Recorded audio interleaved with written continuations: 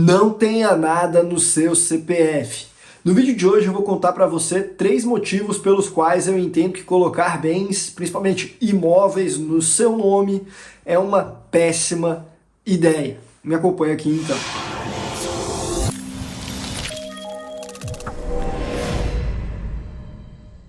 Pessoal, eu me chamo Guilherme, a Capital Global é uma empresa especializada em estratégias de internacionalização. Aqui no YouTube nós falamos de alguns assuntos relacionados aos serviços que nós prestamos, como por exemplo, planejar o seu patrimônio de forma internacional, residência fiscal no exterior, empresas offshore e por aí vai. Então se você gosta desse tipo de conteúdo, considere se inscrever no canal, ativa o botão das notificações clicando no sininho e, é claro, não esquece de clicar no botão de gostei também. Agora, se o que você deseja é algo mais personalizado para o seu caso, o link do nosso site e o nosso e-mail vão estar aqui na descrição.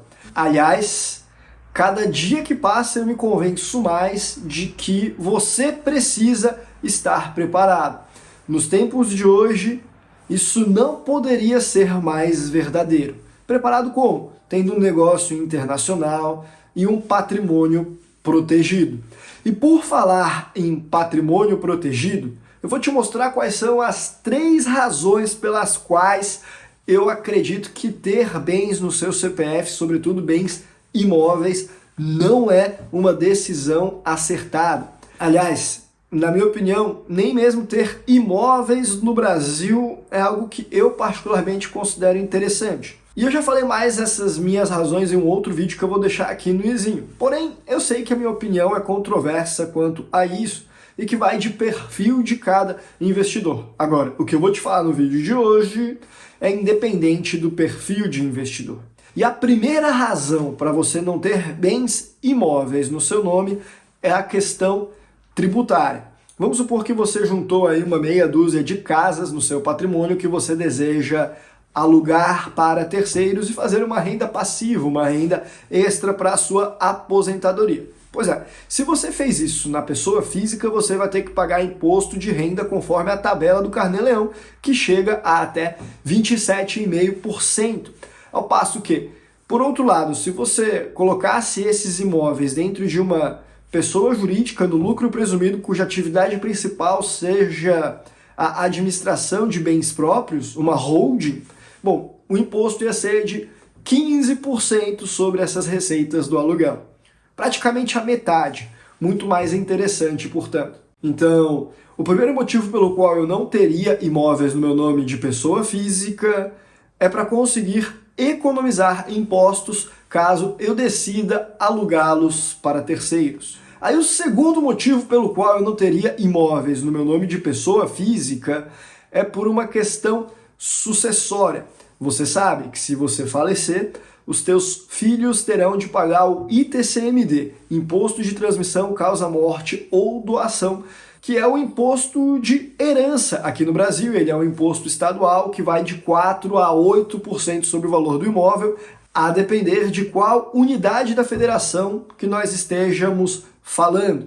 Mas é algo que realmente é muito alto e com a reforma tributária eles têm interesse em aumentar ainda mais. Algumas pessoas acreditam que ninguém deveria ter direito sobre herança e eles querem colocar esse patrimônio aí para casa dos 2 dígitos, porque é o que eles conseguem, mas na verdade o que eles queriam mesmo era confiscar. Como eles não conseguem, eles tentam disfarçar com um imposto que em tese não seria confiscatório. Enfim, isso é outra conversa. O fato é que já tem esse ITCMD, seja entre 4% a 8% como é hoje, seja passando de 30% como eles pretendem fazer. Aí além do ITCMD também tem os custos do inventário, honorários advocatícios, custos com o cartório, que tornam essa sucessão ainda mais cara. Se o patrimônio está nos Estados Unidos, por exemplo, e você é um estrangeiro que não reside lá, e tem imóveis lá no seu nome de pessoa física, o imposto pode chegar a 40%, só de imposto sobre esse imóvel, sem contar todos os custos periféricos.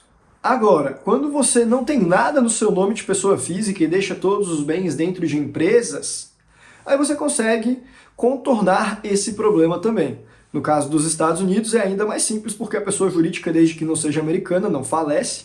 Então o objeto da herança seriam as cotas de uma empresa estrangeira e aí eles não cobram o imposto de herança lá.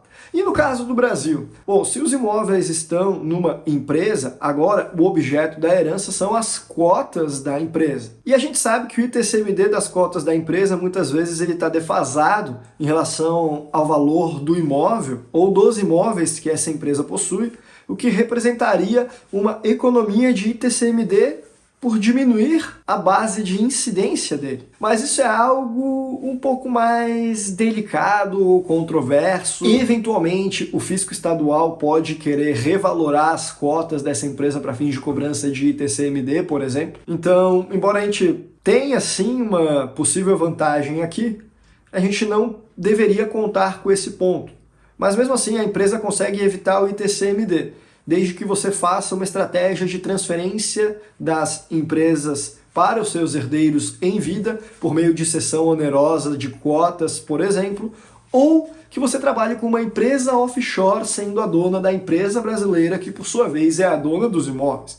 Porque aí, se você falecer, agora o objeto da herança não vão mais ser as cotas da sua empresa brasileira, vão ser as cotas da sua empresa offshore, que por sua vez é a dona da empresa brasileira. Mas quando se trata de cotas de empresa offshore, segundo a Constituição Federal, não há a incidência do ITCMD enquanto não houver lei complementar federal que regulamente como vai ser essa cobrança. E na data que eu estou gravando esse vídeo, essa lei não existe. Então aqui você possui uma janela de oportunidade para poder fazer uma sucessão lá fora, indiretamente de ativos do Brasil, e com isso evitar o ITCMD também.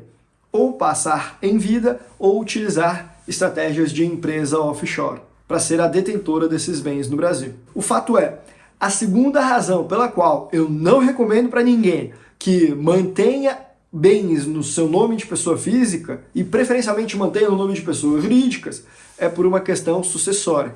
A primeira, para pagar menos imposto enquanto o imóvel rende frutos ao longo de sua vida. A segunda é para que os teus filhos não façam você se revirar no caixão quando descobrirem o tamanho de uma eventual tributação. E eu poderia terminar o vídeo com essa frase bem bonita, até rimou, mas daí eu não contaria aquela que é a terceira e a principal razão pela qual eu não recomendaria ninguém que mantivesse imóveis e demais bens, mas principalmente imóveis, no nome de pessoa física, que é uma questão de proteção patrimonial. Como eu já falei em diversos vídeos aqui no canal, no Brasil não existe blindagem patrimonial absoluta. O que existe apenas são estratégias de mitigação de riscos. Mas quando você coloca os imóveis numa empresa, você está mitigando os riscos desses imóveis serem atingidos por uma eventual insolvência de sua parte como pessoa física. Por exemplo, uma outra empresa que quebrou e houve uma desconsideração da personalidade jurídica que atingiu o sócio, você, ou uma outra empresa que fechou as portas de forma irregular e aí teve o redirecionamento da dívida fiscal para o sócio gerente, você. Bem, se isso tudo vem de uma outra empresa, ainda que possa atingir a sua pessoa física, fica bem mais difícil de eles atingirem a pessoa jurídica da holding, exceto se houver fraude. Mas em casos que a holding foi perfeitamente constituída antes da dívida e não possui relação com a empresa que quebrou, bom, a tendência maior é que os seus imóveis estejam protegidos. É blindado? Bom, blindado não. Mas é um muro, é a separação patrimonial. Um muro não impede um ladrão de entrar na sua casa, mas nem por isso você vai deixar a sua casa sem muro. É a teoria do menor esforço. Às vezes, com isso, é melhor do que nada. Você já garantiu um pouco mais. Às vezes, a Procuradoria-Geral da Fazenda Nacional, num processo de redirecionamento, por exemplo, ela vê isso daí como uma dificuldade adicional e prefere focar energias em quem não fez isso daí. Eu sei lá, não sei o que passa na cabeça do advogado da parte exequente dessa dívida, mas, eventualmente, isso aí pode te ajudar. E se você tem uma empresa offshore sendo dona da empresa brasileira, isso foi montado de forma antecipada, aí você tem ainda mais proteção, porque você ganha um pouco mais de privacidade. Quer dizer, as autoridades brasileiras vão saber quem é o dono da empresa estrangeira, que é a dona da empresa brasileira. Porque se ela fez o trâmite de autorização para funcionamento no Brasil, ela precisou revelar diversas informações para autoridades para poder tirar o CNPJ e ser dona de ativos aqui no país. Porém, essa informação não é facilmente encontrada na internet.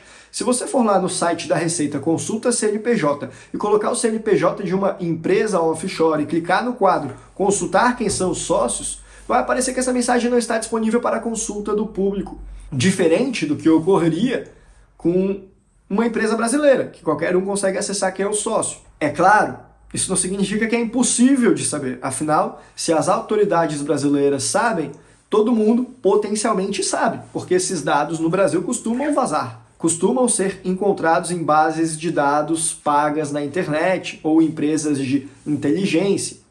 Porém, já é um avanço. A empresa é o muro que cria a separação patrimonial. O muro não impede o ladrão de entrar na sua casa, mas dificulta. E colocar uma estrutura dupla é como se você colocasse uma cortina, dificultando que um ladrão enxergasse o que possui do lado de dentro e despertasse vontade de ir lá, tentar atingir o seu patrimônio. Eu não estou falando que credores são ladrões, se você não entendeu a analogia. Muitas vezes é o devedor que está errado. Mas em um país como o Brasil, também a gente precisa considerar que vários dos processos são bem inescrupulosos. O Brasil é um dos processos em que há mais lide no mundo. Se nós formos olhar pela média, há mais ou menos um processo a cada 2 pessoas.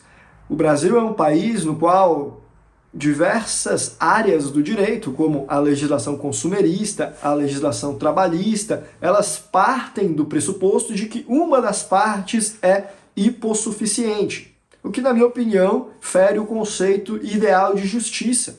Se você já faz uma legislação partindo do pressuposto de que uma parte tem menos condições de se defender do que outra e tudo mais, dá vantagens para ela em um processo, como inversão do ônus da prova, por exemplo, isso não é justiça.